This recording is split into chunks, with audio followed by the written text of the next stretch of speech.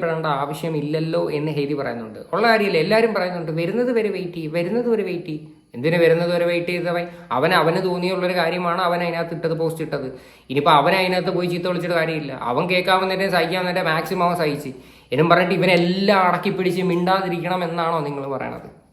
അവൻ്റെ ഇമോഷൻസും അവൻ്റെ ഫീലിങ്ങുമാണ് ആ വീഡിയോക്കകത്ത് കണ്ടത്. അവനായിട്ട് തന്നെ ഇട്ടൊരു വീഡിയോ ആണ്. അതിനകത്ത് അവനെല്ലാം പറയുന്നുണ്ട്, ഡീറ്റെയിൽ ആയിട്ട് വന്നിരുന്ന കുറേ കാര്യങ്ങൾ പറയുന്നുണ്ട്. അപ്പോൾ അല്ലാതെ അവൻ എന്തിനു വീഡിയോ ഇട്ടു ഇപ്പോഴേ എന്നൊക്കെ പറഞ്ഞ് ചീത്ത വിളിക്കുന്നവരടുത്തുള്ള ഒരു ബെറ്റർ ആൻസർ ആണ് ഈ പറഞ്ഞത്. അവൻ എന്തിനു ക്രൂശിക്കപ്പെടണം? കറക്റ്റ് അല്ലേ? കാര്യം ഇത് നിങ്ങൾ ആലോചിക്കണം. അത് എല്ലാവരും പറയും ഭയങ്കര സൈബർ ബുള്ളിങ് കാരണം അഫ്സൽ ഇട്ടതാണോ അങ്ങനെയാണോ.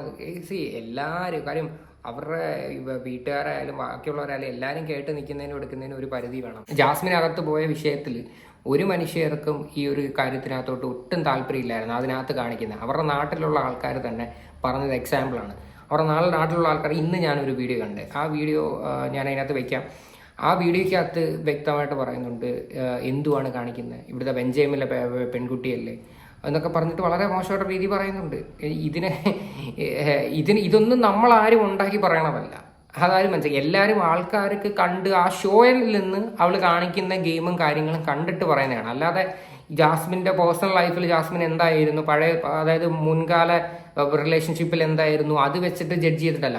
പകുതി മെജോറിറ്റി ഓഡിയൻസും എല്ലാവരും ജാസ്മിനെ കുറ്റം പറഞ്ഞിട്ടുള്ളത് അവൾ ഈ പറയുന്ന ഈ ആ ഗെയിമിനകത്ത് കാണിക്കുന്ന കാര്യങ്ങൾ കൊണ്ടാണ് ഈ കേരളത്തിലുള്ള ആൾക്കാർ, ഈ ലോകത്തുള്ള എല്ലാവരും കണ്ടുകൊണ്ടിരിക്കുന്നതാണ്. അതെങ്ങനെ അക്സെപ്റ്റ് ചെയ്യാൻ പറ്റും? എല്ലാ ജനങ്ങളും ചോദിക്കുന്നതാണ്. അതാണ് എല്ലാവരും മെയിനായിട്ട് കുറ്റം പറയണത്. നാട്ടിലെങ്ങാണ്ട് പോയപ്പം എടുത്തൊരു പബ്ലിക് റിയാക്ഷൻ ഉണ്ട്. എനിക്കൊന്ന് മഴവിൽ കേരളം എന്ന് പറയുന്ന ചാനലിനകത്തുണ്ട്. എന്തായാലും ഞാൻ അതിൻ്റെ ഒരു ക്ലിപ്പിംഗ് ഞാൻ ഇവിടെ വയ്ക്കാം. എനിക്കൊന്ന് ഒരു ദിവസം ആയതേ ഉള്ളത് വന്നിട്ട് അത് കണ്ടു നോക്കാം. എന്താ ഗബ്രി പോയപ്പോ ഇമ്പ്രൂവ്മെന്റ് ഉണ്ടല്ലോ, മാറ്റങ്ങളുണ്ടല്ലോ. അതെന്തുവാന്ന് ഇപ്പൊ മനസ്സിലായി. എന്താ ആ പെണ്ണെ പോലെ അഹങ്കാരം ബെഞ്ചമിൻ പിടിച്ച പെണ്ണ്, ബെഞ്ചമിൻ ഉള്ളില്ല പെണ്ണ്. ആ പെണ്ണെ പോലെ ഭൂലവും ഒരു തരികട വേറെ എവിടെയേ ഇല്ല. എനിക്ക് ഇത്രേ പറയുള്ളൂ. നാട്ടിന്റെ അടുത്തെങ്ങാണ്ടുള്ള അവരെ പുള്ളിക്കാരനാ പറയണത് ബെഞ്ചമിലുള്ള പെണ്ണല്ലേ, ആ പെണ്ണണക്കുള്ള ഒരു ഭൂലോക തരികട വേറെ ഇല്ലെന്ന്. നിങ്ങൾ ആലോചിക്കണം. അപ്പോൾ ഈ നാട്ടുകാരുടെ പേരിൽ ഇനി ഒരു കാര്യം ചെയ്യും, ഈ പറഞ്ഞ ആൾക്കാരുടെ പേരിൽ കൊണ്ടുവന്ന് ഡിഫമേഷൻ ഒരു കേസ് കൊടുക്കാനായിട്ട് മാക്സിമം ശ്രമിക്കാം. ഇത് പബ്ലിക് ഒപ്പീനിയനാണ്, ആൾക്കാരുടെ അഭിപ്രായങ്ങളാണ് പറയുന്നത്. ഇപ്പം നേരെ മറിച്ച് കുറച്ച് ആൾക്കാർ ചിന്തിക്കും, ഇപ്പം നമ്മളിങ്ങനെ വന്ന് ഓരോന്ന് കണ്ടിന്യൂസ്ലി വീഡിയോ ചെയ്യുന്ന ഇപ്പം ഈ വീക്കിലെ എവിക്ഷനകത്ത് ജാസ്മിനുണ്ട്. അപ്പം എന്തായാലും വോട്ടിങ്ങിനെ ബാധിച്ചിട്ട് ജാസ്മിൻ പുറത്ത് വരാനുള്ള തന്ത്രമാണ് കാണിക്കുന്നതെന്നാണ് കുറേ വിവരം കെട്ട ആൾക്കാരുടെ ചിന്താഗതി. വോട്ടുണ്ടെങ്കിൽ ജാസ്മിൻ അതിനകത്ത് നിൽക്കും. അതിന് ബാക്കിയുള്ളവർ വന്ന് പറഞ്ഞിട്ടോ എടുത്തിട്ടോ വലിയ കാര്യമില്ല.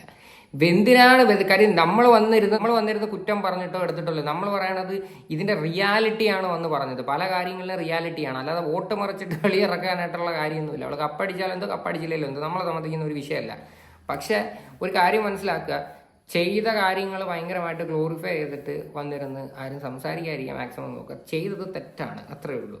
അതിനിപ്പോൾ എന്തെല്ലാം പറഞ്ഞാലും എടുത്തു കഴിഞ്ഞാൽ ആ തെറ്റ് ഒരിക്കലും മറക്കാൻ പറ്റത്തില്ല. അതാദ്യമേ ചിന്തിക്കുക. ബുദ്ധിയുള്ളവർക്ക് ചിന്തിക്കാൻ പറ്റും. ഓക്കെ, അപ്പം ഇതിനെ പറ്റിയിട്ടുള്ള നിങ്ങളുടെയൊക്കെ അഭിപ്രായങ്ങൾ എന്താണെന്ന് വെച്ചാൽ നിങ്ങൾ തീർച്ചയായിട്ടും കമൻറ്റ് ചെയ്യുക.